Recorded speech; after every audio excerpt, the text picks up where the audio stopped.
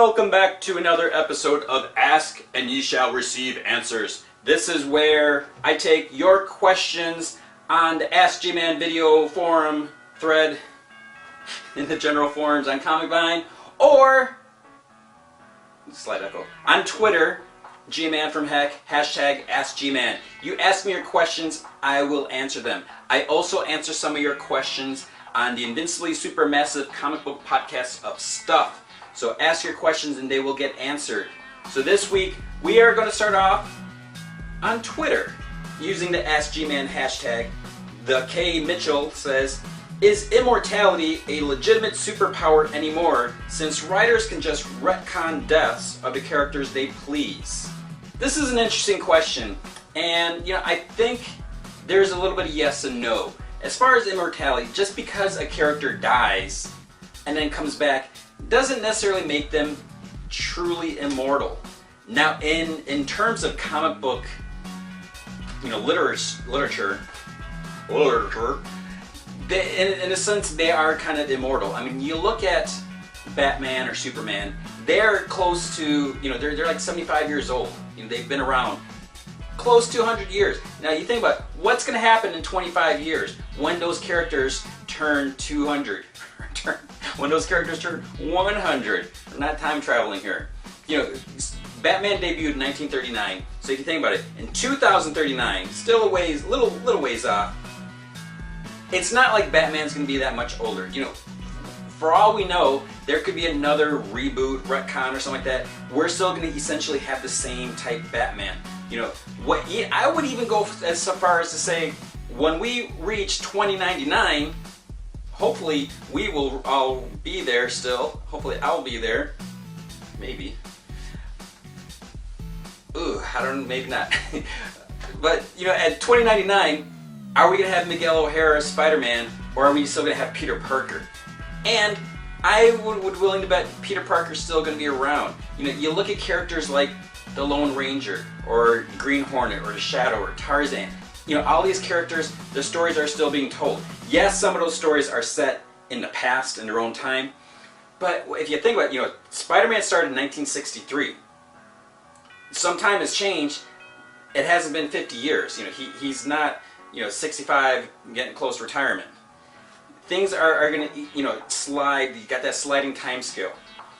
So, in a sense, if you think about it, like, Superman has died. He came back. That doesn't necessarily make him immortal. Batman died, he came back. Spider-Man died, came back. Captain America died, came back. These characters aren't necessarily immortal. Wolverine, is he immortal? I would kind of say he's not. But in the Wolverine trailer, I think they threw out that word immortal. He's not immortal. He is still aging. He's just aging at a slower rate. There's not a whole lot of immortal characters that are truly immortal in comics. It's just that they die and then they get resurrected, or they didn't really die in the first place. But I don't think that makes them immortal. So it depends on how you want to define immortality in this context. If we're talking about Spider-Man, Spider-Man's always going to be around. I mean, unless something drastic happens, like people say, Superior Spider-Man, that's not Spider-Man. And then they just stop reading Spider-Man. Marvel stops publishing. I can't even say this with a straight face. It's so absurd. Marvel stops putting out Spider-Man comics, and then eventually people are like, Spider-Man? What the heck is a Spider-Man? And it's not going to happen. There's always going to be a Spider-Man. There's always going to be a Batman. There's going to be Superman. And chances are, it's going to be Peter Parker. It's going to be Bruce Wayne. It's going to be Clark Kent. We're going to have these same characters. That doesn't make them immortal in the stories. It makes them immortal in our hearts. So I don't think that these characters are necessarily immortal. Vandal Savage is immortal. Who else is it? Pandora, the Phantom Stranger. These characters you can say are immortal. Superman, is he immortal? I think there's been stories where like close to 1,000 years in the future, he's still around. He's just got a little bit of gray in the temples, kind of like me. I'm not 1,000 years old, not yet. So I wouldn't say they're immortal. Immortality is still a superpower. As far as we are concerned, not everyone has immortality. It's just that the writers, they like to keep these characters. So like, Banshee, he's coming back. We've been talking about that. He's not immortal. He was dead and then somehow gets resurrected or gets brought back from the ether of comic book death limbo. So immortality is still a thing for now. Okay, our next question, we're gonna take this off of the forums, off the Ask G-Man video thread forum, general forum.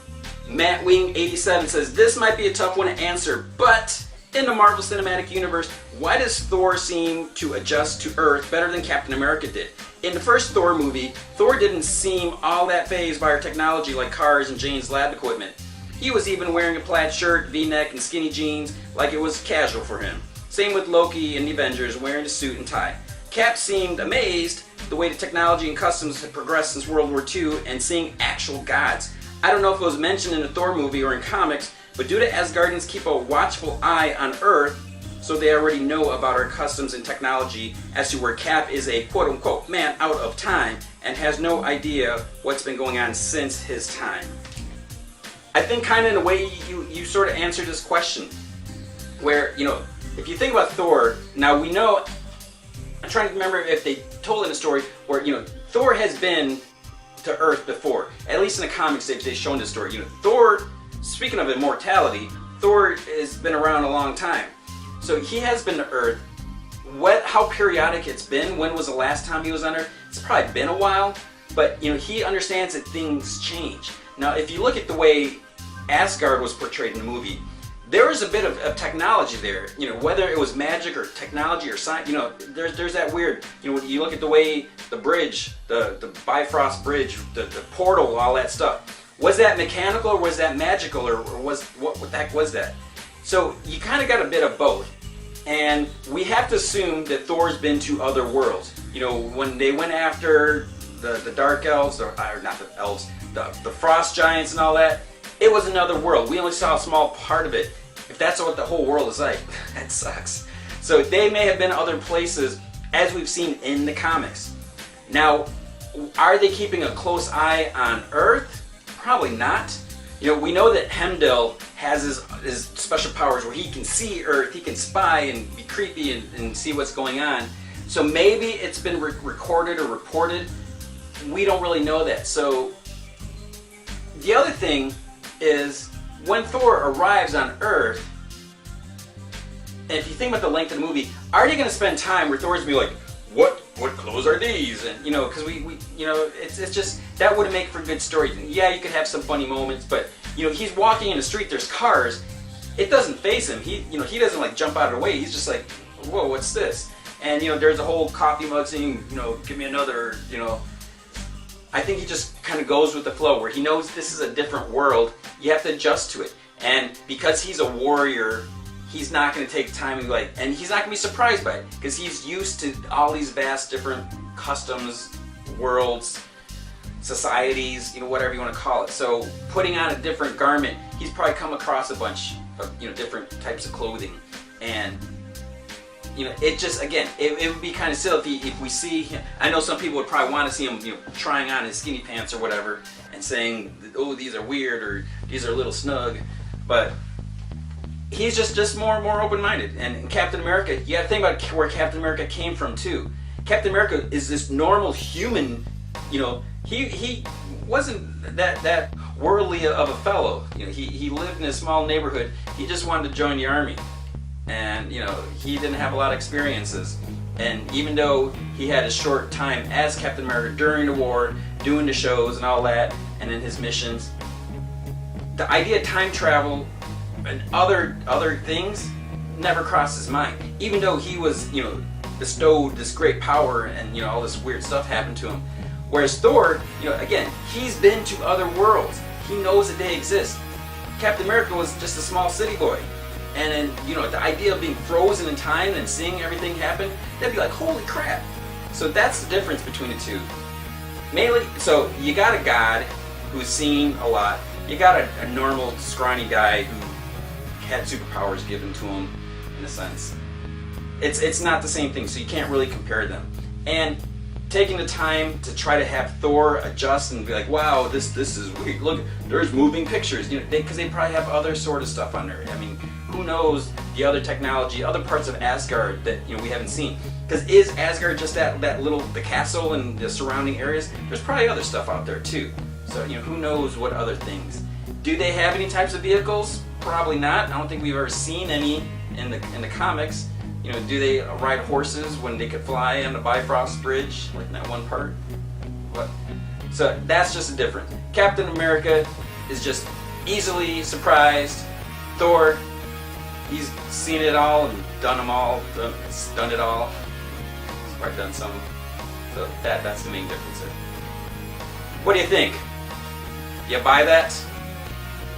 I buy it. There's your answers for this week. Keep asking your questions. Go to Ask G-Man video thread in the general forums. Go to Twitter, G-Man from Heck. Ask G-Man. Use the hashtag. Ask me your questions. I'll answer them. I'll answer them here on the podcast. Just not when I'm in the shower, because that would be kind of weird. So keep asking. Thanks for watching. We'll be back again next week.